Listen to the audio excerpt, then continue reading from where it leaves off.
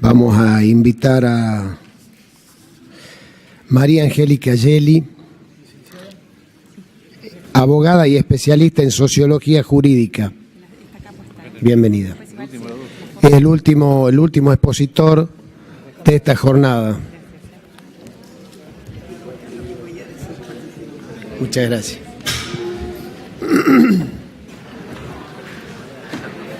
Muy bien.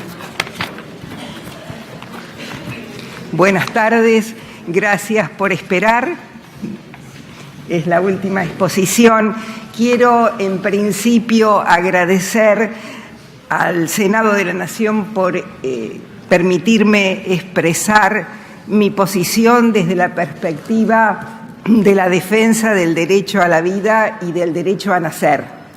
Antes querría hacer dos precisiones concretamente sobre el proyecto de ley que ha venido en revisión de la Cámara de Diputados. En primer lugar, la ley tiene como título, lo habrán leído ustedes, Interrupción voluntaria del embarazo.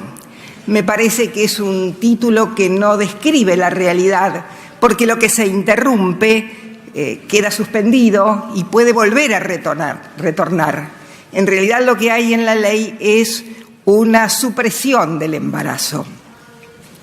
La ley tampoco es una ley de despenalización o descriminalización de los abortos, sino que es una ley que establece un derecho subjetivo de la mujer hasta las 14 semanas de producido el proceso de embarazo para provocarlo libremente a petición y además con un deber consecuente del Estado de proveerlo, del Estado, de las organizaciones de servicios sociales y de las empresas de medicina prepaga. Yo creo que esto lo tenemos que tener en cuenta porque algunas de las preguntas que hicieron me parece que van en la línea de qué es lo que tenemos como proyecto en revisión del Senado.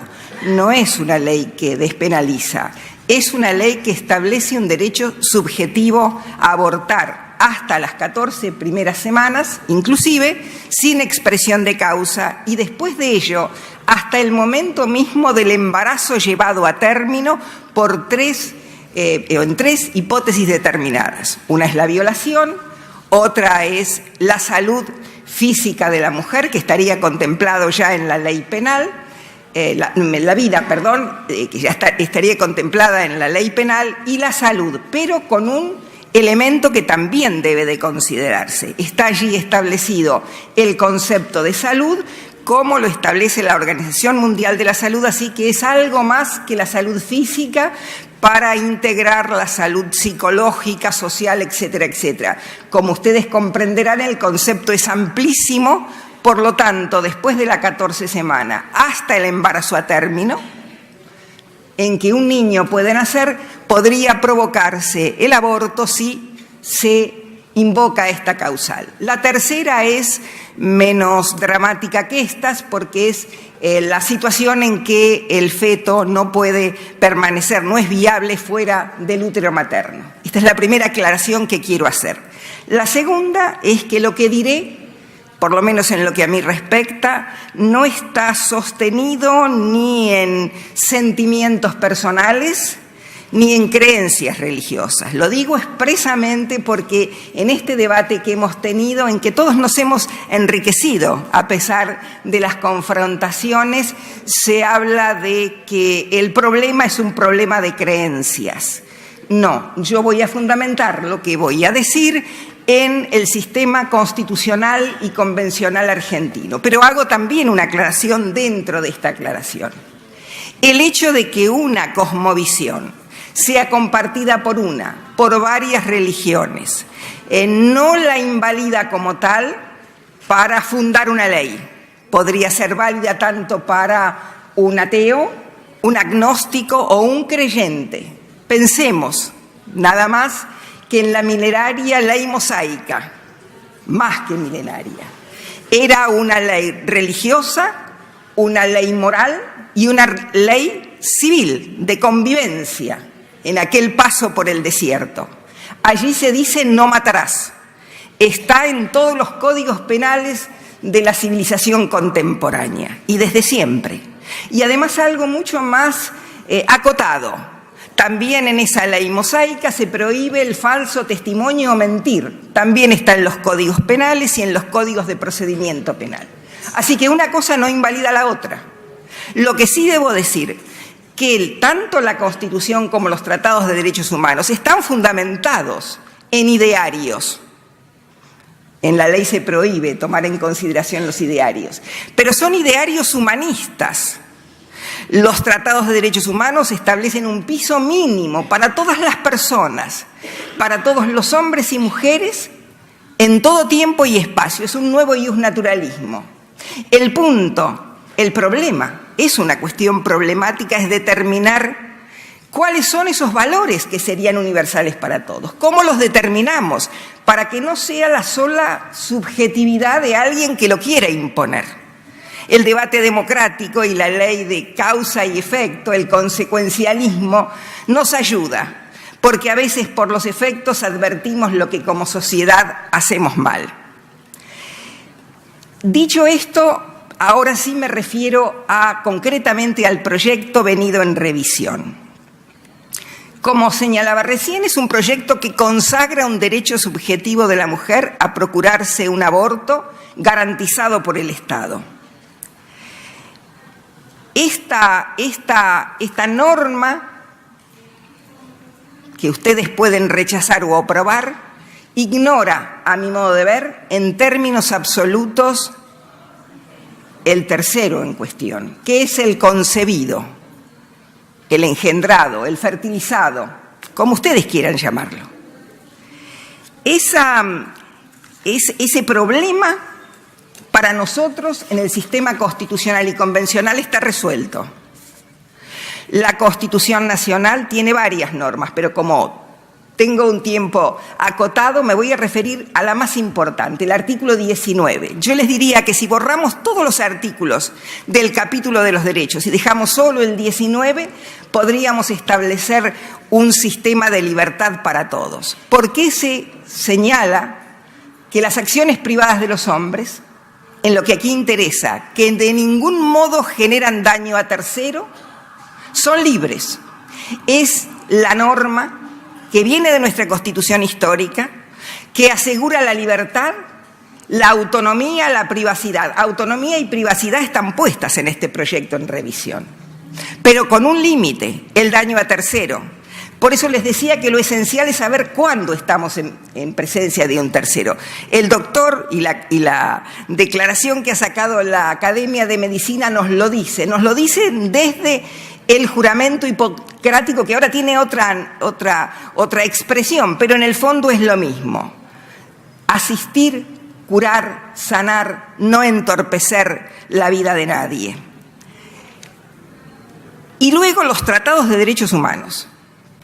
El primero, la Convención Americana, lo habrán oído muchísimas veces, también se habló mucho de este artículo, el 4.1, en las audiencias de diputados. Allí se protege, dice, la ley debe proteger a la persona desde la concepción en general. Me hago cargo que la palabrita en general limita el concepto de la protección. ¿Y por qué fue esto así? Porque los tratados siempre son un piso mínimo para que más estados puedan firmarlos. Ustedes saben, Estados Unidos no ratificó este tratado. ¿Y por qué no lo ratificó? Precisamente por este artículo de que la vida debe protegerse desde la concepción, y por otro, que dice que los estados que no tienen pena de muerte la deben ir derogando paulatinamente. En Estados Unidos, ustedes saben, muchos estados han incrementado la pena de muerte. Pero además en la Convención Americana hay otro artículo, otro inciso, en el artículo 4, el 5, que dice que no puede aplicarse la pena de muerte a la mujer en estado de gravidez. Yo me pregunto, si solamente estuviéramos frente a un montoncito de células, como se ha dicho, la Convención Americana hubiera protegido a la mujer. en estado de gravidez de esta pena cruel e inhumana que de todas maneras mantienen? Por supuesto que tenemos otra norma convencional que protege la vida humana desde la concepción, y es la Convención de los Derechos del Niño. Es curioso porque este tema lo está tratando el Congreso de la Nación. Bueno, el Congreso de la Nación, cuando se firmó la Convención de los Derechos del Niño, por una ley que está vigente, la 23.849, le mandó al Poder Ejecutivo que al momento de ratificar declarara que para la República Argentina se es niño desde la concepción hasta los 18 años. Lo mandó el Congreso, la ley está vigente. Y este es el gran ausente del debate, el no nacido, el concebido, el más pobre entre los pobres. Cualquiera de nosotros, hasta un niño en situación de calle puede esquivar su destino terrible. Pero alguien que está concebido en el seno materno, si su madre decide suprimirlo, no tiene defensa alguna. Y podemos comprender a la madre, ¿cómo no la vamos a comprender? Ante situaciones de vulnerabilidad, ante embarazos no queridos. Comprender no significa justificar, tampoco criminalizar a la mujer, quizás sí a los que la inducen, al personal médico. Diríamos, esta norma, que es norma vigente en el país, me parece que nos interpela con esta pregunta: ¿cómo protegemos al no nacido? Si hubiera algún modo de quitar la norma del Código Penal, no habría ningún problema. El punto es cómo protegemos a esta persona sin el tipo penal, aunque ese tipo penal no se aplique a la mujer o haya atenuantes para no aplicárselos, como ocurre en la realidad, porque lo cierto es que los médicos, por secreto médico, no denuncian las situaciones de abortos clandestinos que tienen que resolver cuando las mujeres van a tratarse, lo que me parece un adelanto, por supuesto. Finalmente querría referirme a estos argumentos para defender la ley en revisión, que se han usado muchísimo en el debate en el Senado y fuera también de estos recintos. Y es la cantidad de recomendaciones, informes, de organismos en general internacionales que parecen aconsejarle a la Argentina que dicte una ley de aborto. Debo decir, en primer lugar, que para la República Argentina y según el sistema constitucional, lo único obligatorio es la sentencia de la Corte Interamericana en el caso en que la República Argentina sea condenada específicamente. Y aquí cito un dictamen del ex procurador general reconocido por todos, Esteban Rigui, que lo señaló en el caso Acosta. Es decir, la Argentina está obligada por las sentencias de la Corte Interamericana que la condenan, pero no por todos los otros documentos. Son recomendaciones, hay que hacerse cargo. Tendrán valor si son valiosas las manifestaciones que allí establecen, si no son subjetivas, si no imponen un propio ideario. Y además, en esta misma línea, señalaría que hay una manera de conciliar estas cuestiones que están en el voto del juez Rosati. Este Senado le acaba de dar hace poco, hace nada, una confirmación al pliego que envió el Poder Ejecutivo. Bueno, el juez Rosati ha dicho en una sentencia que las obligaciones emanadas de un fallo de la Corte Interamericana de Derechos Humanos lo son mientras esas decisiones se emitan dentro de la competencia del Tribunal Regional. Y además, esto lo compartió toda la Corte, pero esto que voy a decir ahora solamente por ahora es del doctor Rosati, pero me parece que nos puede ayudar a pensar. Él habla del margen de apreciación interno que tienen, o margen de apreciación nacional que tienen los estados para aplicar los tratados de derechos humanos conforme a su propia cosmovisión. Dije al principio que los sistemas jurídicos no son neutros al valor.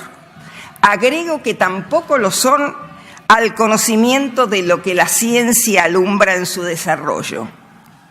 Entre estas dos coordenadas, de evitar el daño a tercero y lo que la ciencia nos enseña, la cuestión crucial, otra vez, es determinar desde cuándo el Estado está obligado a proteger la vida naciente.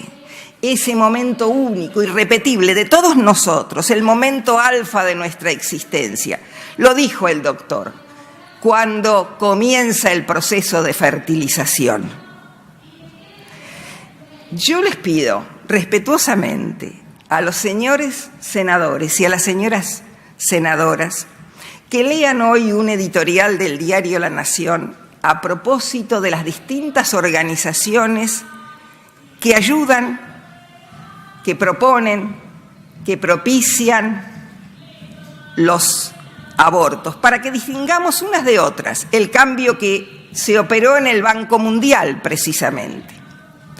Porque según cómo está esta ley, con este aborto consagrado a demanda como derecho subjetivo, con la protección, con la prohibición de la objeción de conciencia y desde luego de la libertad médica, hay al mismo tiempo una violación de la libertad de la mujer vulnerable, porque se han creado consejerías para asistir antes y después de la práctica. Pero estas consejerías solo pueden informar, ayudar, sostener en materia de aborto. A los médicos les está prohibido dar cualquier otra información o alternativa de las que mencionó el doctor. Y entonces yo les pido que lo miren con mucha atención, que piensen y balanceen el valor de la vida de la mujer, el valor de la vida del niño, tomando en consideración finalmente el artículo 75, inciso 23, que establece un deber del Congreso de proteger la vida del niño y de la mujer desde el embarazo y hasta los 18 años del niño. Muchas gracias. Muchas gracias, doctora. ¿Alguna pregunta? Sí, senadora Verasay. Doctora, muchas gracias por acompañarnos. Quería consultarle después de la vinculación que ha hecho de los tratados internacionales, nuestra legislación actual, y cómo por ahí nosotros debemos interpretar los mandatos internacionales. ¿Qué opinión tiene usted sobre el caso Fall y el fallo de la Corte, teniendo en cuenta que fue un punto de inflexión en la jurisprudencia y considerando además, usted mencionaba el juez Rosati, 3 de los jueces que trabajaron sobre ese fallo están todavía hoy en la Corte? Me gustaría saber su opinión porque es manual para estudiar mucho sobre este tema y ha sido base para también opinar y tener alguna visión sobre el Código Penal y bueno, lo que implicó la opinión de la Corte en este tema. Muchas gracias. Gracias, senadora. Yo he escrito sobre ese fallo, he sido crítica de ese fallo, pero me parece que nos puede ayudar en este punto.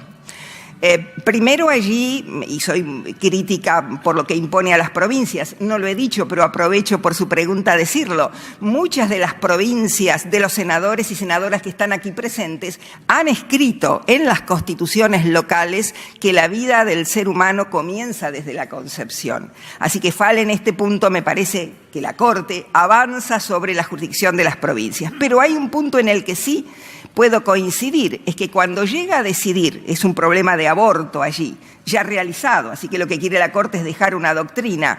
Lo cierto es que la Corte hace algo muy distinto a lo que este proyecto de ley establece, y es que balancea, en el caso particular, el derecho de la mujer violada y el derecho a la vida del no nacido.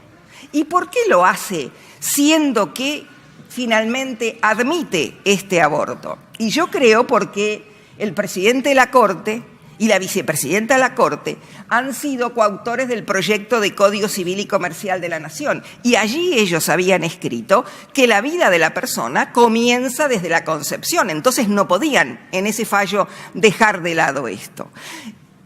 Es algo.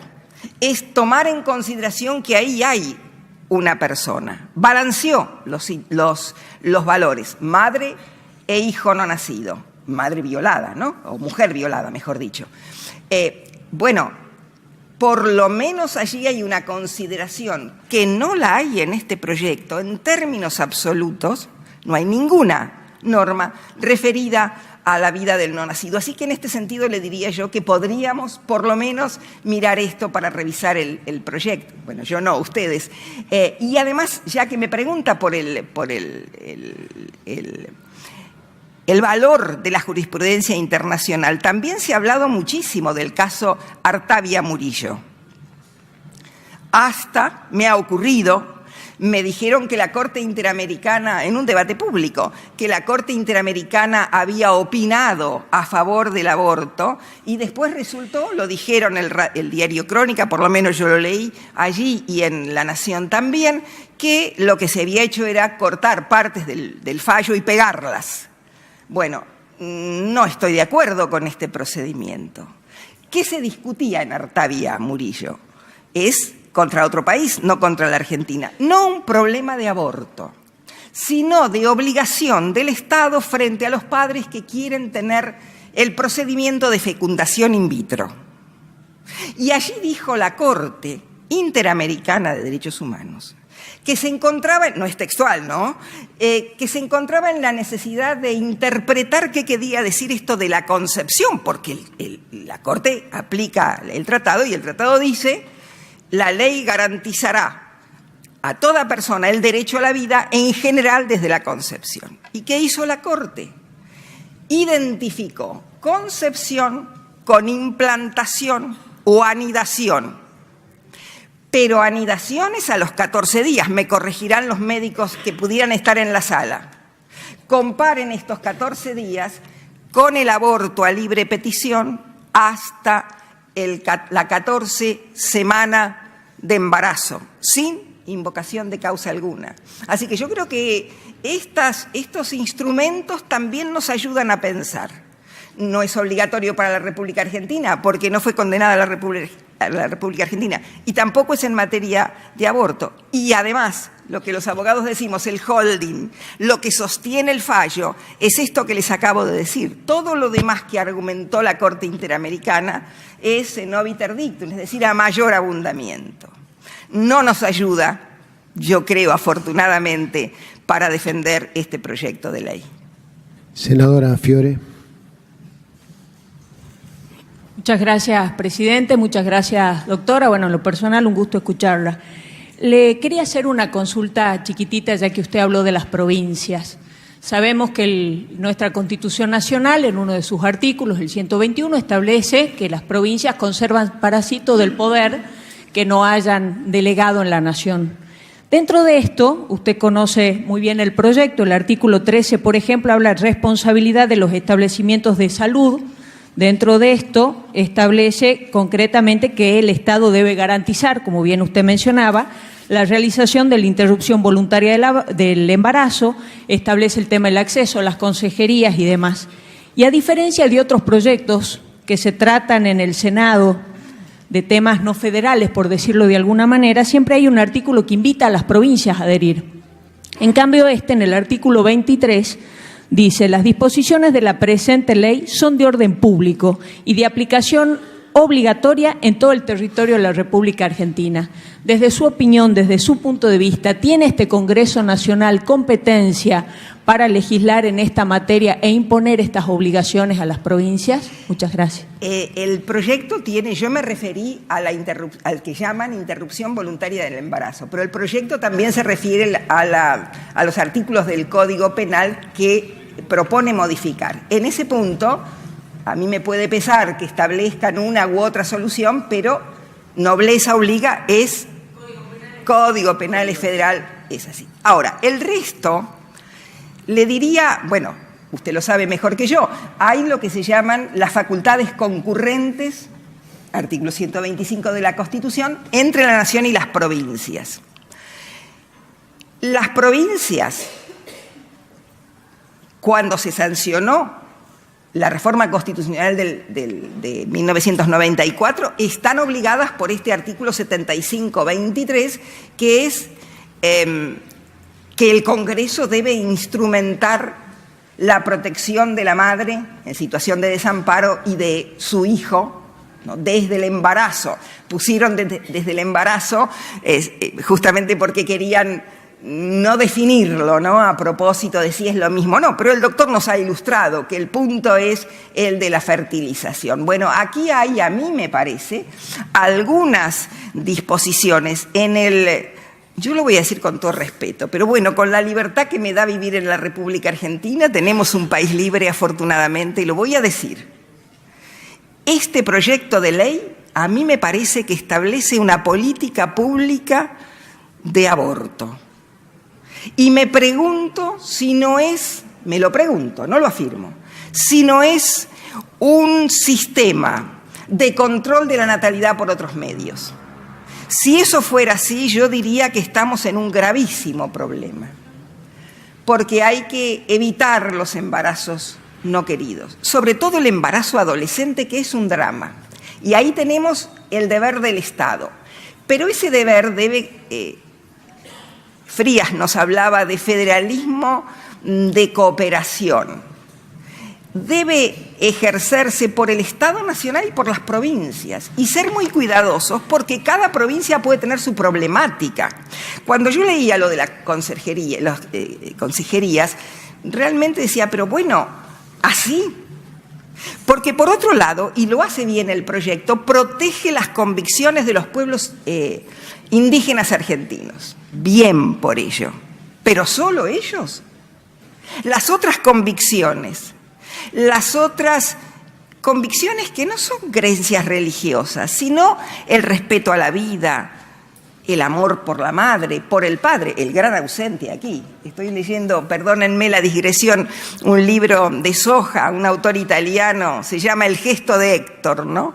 Y habla de la virtualidad del padre o la ausencia del padre. Bueno, nosotros sabemos que hay mujeres que padecen estar solas en esta situación. Entonces, todo esto, que es una variedad enorme, conozco el país de norte a sur y de este a oeste, íntegro, lo he hecho con mi esposo recorriéndolo en las vacaciones y sé las diferencias que hay entre una y otra región. Eso lo debemos de respetar. Entonces yo diría, mírenlo con mucho cuidado, ustedes son los institucionalmente obligados.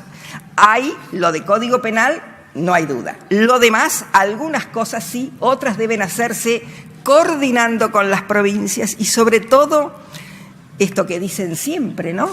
La República Argentina, nuestro queridísimo país, no se termina en la General Paz. Muchas gracias. Senadora, por favor.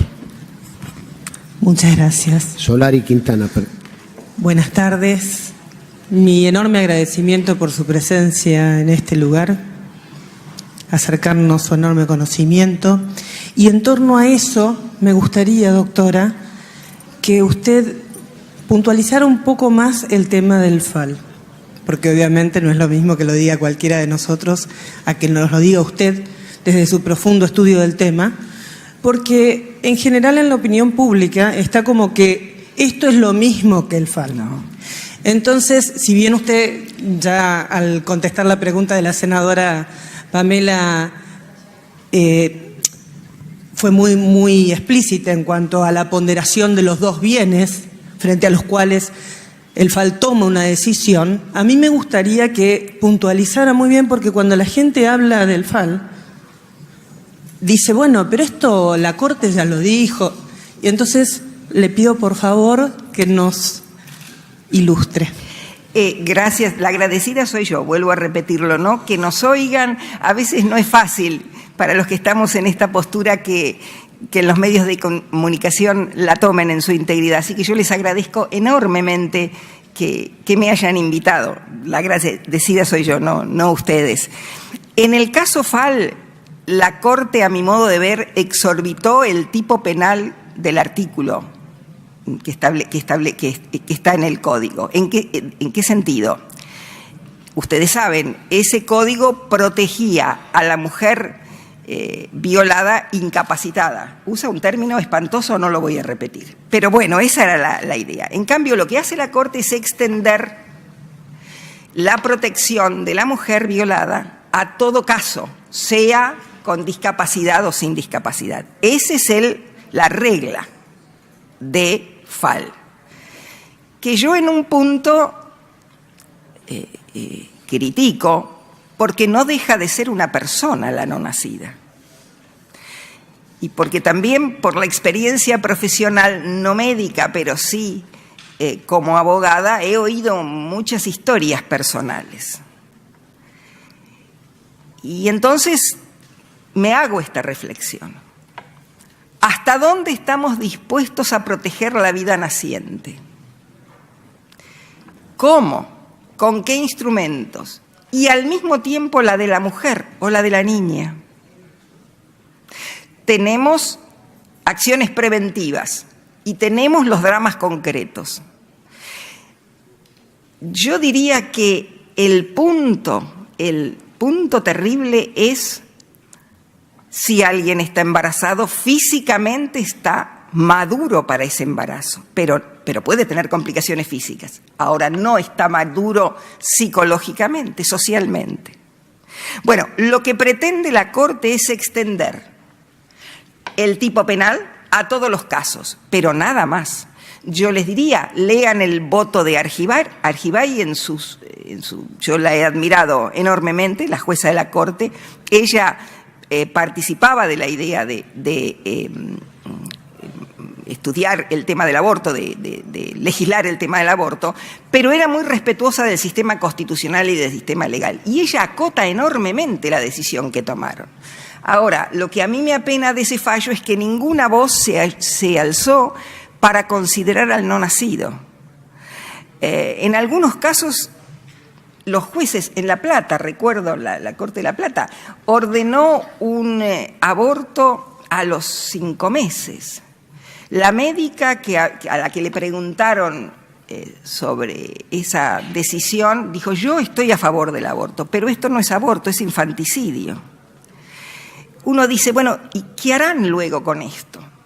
Porque una de las normas que no están escritas en este proyecto es que se prohíbe mucho para los médicos, para los objetores de conciencia, pero no hay una prohibición de utilizar el material fetal.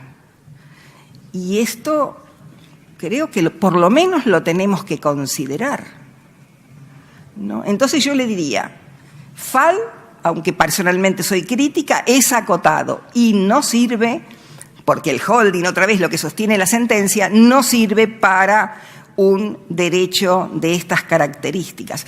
Hasta lo nombraron hoy, Roe versus Wade, el caso de los Estados Unidos, 1973.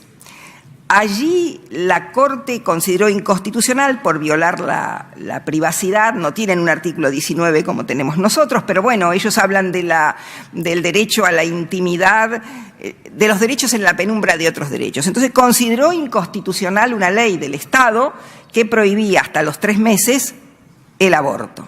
Pero dijo, el Estado, en ese mismo fallo, el Estado tiene un interés urgente, estricto en la vida del feto y puede reglamentarlo. No digo que estoy a favor de Roe versus Wade, digo que hasta en Roe versus Wade la Corte de los Estados Unidos matizó, ¿no? Yo creo que esta es una de las leyes con un derecho al aborto más extensas que se puedan concebir, ¿no? Y eso, en fin, la decisión está en ustedes, por supuesto. Última pregunta, el senador Mera. Muchas gracias, doctora. Vamos a abusar de su tiempo. La Constitución está claro que tiene muchos derechos, obligaciones, pero tiene un tema central que es la limitación de las facultades de los poderes del Estado. Sí. Esa tal vez es la mayor garantía que tenemos los argentinos que vivimos bajo el techo de esa Constitución, que los distintos poderes del Estado no podemos hacer lo que queremos. Pareciera que el poder originario nos ha puesto un límite y algún mandato específico en algunos casos. Hizo una referencia, creo yo, bastante clara, pero me gustaría que se extienda un poco más.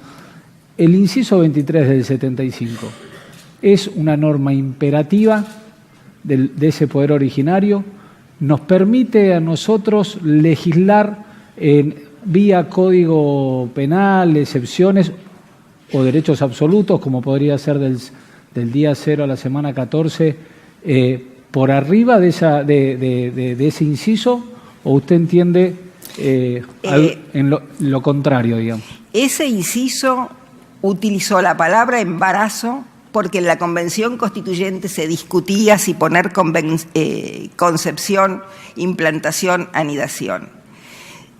Yo decía al final, la ciencia nos enseña. En estos días de tan intensos debates oía a alguien que decía, bueno, pero hasta Tomás de Aquino es un monje católico del siglo XIII, 1200, decía que la vida comenzaba mucho después.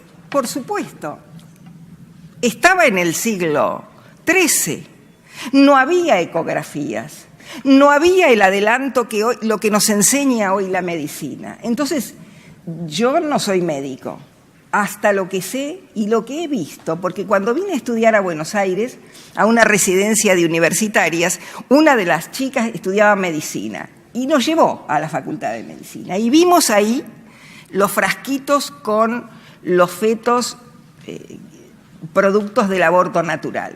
Para mí eso fue definitorio. No tiene que ver ni con creencias religiosas ni con sentimientos personales. Lo vi. Y entonces el punto es, ¿hay ya en la fecundación un ser humano distinto a la madre y al padre que lo concibieron?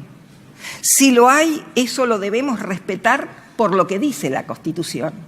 Porque además del 75, inciso 23, como usted señaló, doctor, y que podría dar lugar a dónde lo situamos, tenemos la Convención de los Derechos del Niño, que está vigente, no lo dije antes, y que nos ofrece lo que se llama, entre los internacionalistas, derecho al mejor derecho. La Convención Americana de Derechos Humanos dice que ninguno de los derechos declarados en esa convención podrá interpretarse de modo tal que restrinja los que ya tiene el Estado o los que se le conceden a los habitantes de los países por otros acuerdos. Bueno, nosotros tenemos la Convención de los Derechos del Niño, que tiene jerarquía constitucional. Entonces hay que armonizar las distintas fuentes y sobre todo, yo creo que acá nos tenemos que recostar en la ciencia, en los médicos. A mí me pareció muy ajustada, por lo breve y por lo precisa, la declaración de la Academia de Medicina. Y ese compromiso hipocrático, que ahora tiene otra forma, por supuesto, Naciones Unidas lo ha registrado, y es si desde la hora cero de la concepción o de la fecundación tenemos una otredad, como se dice ahora, tenemos un deber de protegerlo.